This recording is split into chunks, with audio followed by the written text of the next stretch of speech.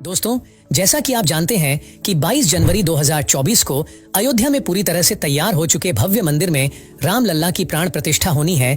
यूं कहे कि राम राज्य की स्थापना होनी है और इसकी तैयारियां भी जोरों शोरों से चल रही हैं। लेकिन प्राण प्रतिष्ठा से पहले कुछ ऐसी अजीबोगरीब हैरान कर देने वाली घटना देखने को मिल रही है जिसे देखने के बाद हर कोई आश्चर्यचकित है। और इन चमत्कारिक घटनाओं को प्रभु श्री राम के नाम से जोड़कर देखा जा रहा है। तो क्या है ये चमत्कार, जानेंगे इस वीडियो में। दोस्तों, स्वागत है आपका सीताराम टीवी पर। आगे चलने से पहले वीडियो को लाइक और चैनल को सब्सक्राइब जरूर कर दे। चलिए वीडियो में आगे चलते हैं।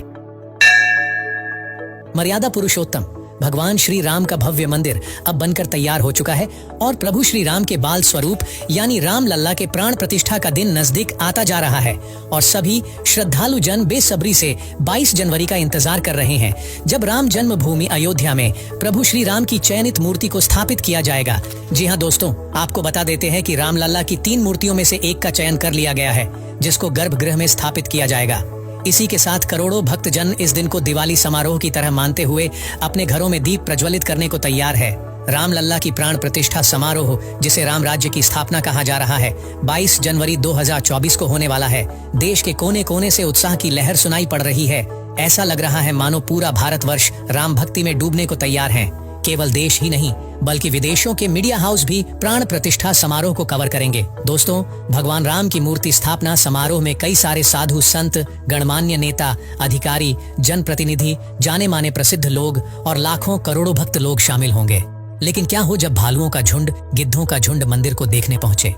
जी हाँ दोस्तों, कुछ ऐसा ही चमत्कारी और हैरान कर देने वाला दृश्य देखने को मिला जब बीती रात्रि कुछ भालुओं का झुंड मंदिर प्रांगण के आसपास के क्षेत्र में मंडराते हुए दिखे। इससे पहले भी अयोध्या में एक चकित करने वाली घटना देखने को मिली, जब अयोध्या के अंतर्गत आने वाली तहसील मिल्कीपुर के गांव धरौली के जंगलों में दर्जनों गिद्धों का एक झुंड देखा गया, जिसे देखने के लिए ग्रामीणों में कौतूहल सा मच गया।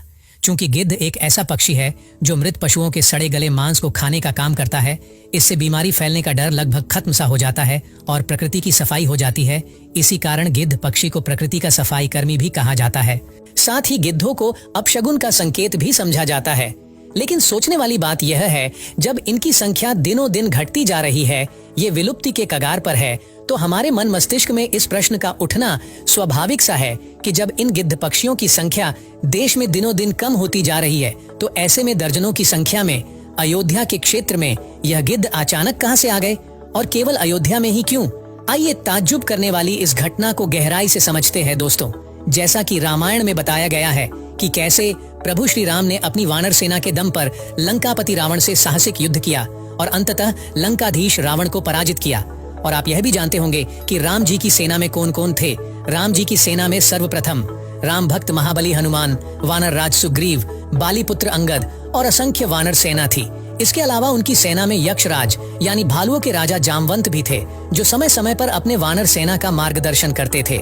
इसके अलावा रामायण में एक घटना का उल्लेख देखने को मिलता है कि महापंडित कहे जाने वाला धूर्त रावण जब माता जानकी का अपहरण करके पुष्पक विमान में बैठाकर लंका ले जा रहा था, तब रावण का सबसे पहला सामना होता है विशाल जटायु पक्षी से, जिसने हवा में उड़ते हुए रावण से बड़ी वीरता के साथ युद्ध किया और रावण को चोट भी पहुंचाई। लेकिन रावण के वार से पक्षी जटायु का एक पंख कट गया और जटायु धरती पर आ गिरे। अपहरण का सारा वृत्तांत जटायु ने राम जी को सुनाया और अंततः वीर गति को प्राप्त हुए।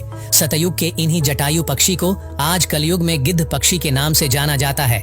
और जब तहसील मिल्कीपुर के धरौली गांव के जंगलों में दर्जनों गिद्ध पक्षी को एक साथ देखा गया, तब सभी ग्रामीण लोग यही कह रहे हैं थे जब यह पक्षी विलुप्ति के कगार पर है, जो अब ना के बराबर देखने को मिलते हैं, तो इतनी बड़ी संख्या में गिद्धों को एक साथ देखना किसी चमत्कार से कम नहीं है। ग्रामीणों का मानना था कि यह गिद्ध पक्षी और कोई नहीं बल्कि जटायु के अवतार या फिर वंशज है, जो अयोध्या में बन रहे रामलला के भव्य मंदिर को देखने पहुंचे हैं, या फिर यूं कहे कि अपनी हाजिरी लगाने अयोध्या आए हैं। अयोध्या में विलुप्त प्रजाति के गिद्धों का दिखना किसी चमत्कार से कम नहीं है और लोगों ने इन गिद्धों को जटायु का वंशज मानकर उनकी पूजा करना भी शुरू कर दिया है। चलिए अब बात करते हैं वानरों की। आपको तो पता ही है कि प्रभु श्री राम की सेना में असंख्य वानर शामिल थे, जिनकी सहायता से भगवान राम ने लंका पर विजय पाई थी। और आज के समय में बंदरों को उसी वानर सेना का प्रतिरूप माना जाता है। यूं तो अयोध्या में बंदरों का जमावड़ा देखने को मिलता रहता है, लेकिन इतनी बड़ी संख्या में बंदरों का झुंड कहां से आ गया, ये भी सोचने वाली बात है। कुछ लोग ऐसा बता रहे हैं कि चित्रकूट से काफी सारे बंदर अयोध्या में आ रहे हैं। ऐसा लग रहा है मानो अयोध्या के भव्य और दिव्य राम मंदिर को देखने के लिए खुद वानर सेना चित्रकूट से पधार रही हैं, मानो राम लल्ला की प्राण प्रतिष्ठा में शामिल होना चाहते हो। आपको बता देते हैं कि चित्रकूट भगवान राम की कर्म भूमि मानी जाती है, जहां प्रभु श्री राम ने अपनी पत्नी माता सीता और भाई लक्ष्मण के साथ अपने 14 वर्ष के वनवास में से 11 वर्ष यहीं चित्रकूट में रहकर बिताए थे।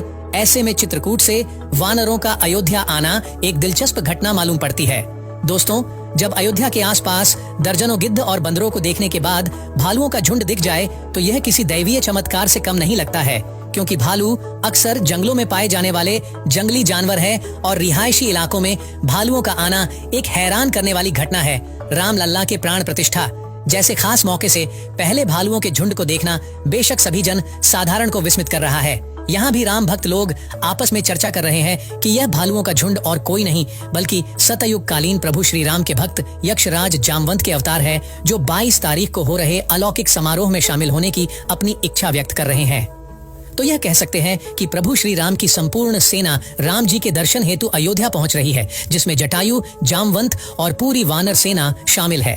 यूं तो हर कोई अयोध्या में भगवान राम के प्राण प्रतिष्ठा समारोह में जाने की मंशा रखते हैं, लेकिन जटायु पक्षी के समान दर्जनों गिद्धों का दिखना और जामवंत का अवतार कहे जाने वाले भालुओं के झुंड को देखना सच में जनमानस को अचंभे में डाल रहा है।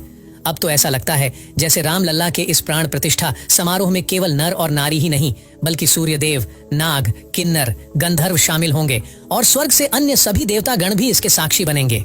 सभी यह देखना चाहते हैं कि मर्यादा पुरुषोत्तम भगवान राम जब बाल अवतार में अयोध्या नगरी में विराजमान होंगे तो कैसे लगेंगे। सभी राम लल्ला की भाव विभोर करने वाली सूरत को निहारने के लिए बेताब हैं। तो दोस्तों, आपको क्या लगता है, क्या सच में गिद्धों और भालुओं का आना कोई दैवीय चमत्कार है? क्या सच में साक्षात जटायु और जामवंत प्रभु श्री राम की जन्मभूमि अयोध्या में मंदिर दर्शन के लिए पहुंच रहे हैं? अपने विचार कमेंट के माध्यम से जरूर लिखें। वीडियो को 1 लाइक करके इस वीडियो को अपने ग्रुप में जरूर शेयर करें। फिर से मिलेंगे एक नए वीडियो के साथ। धन्यवाद।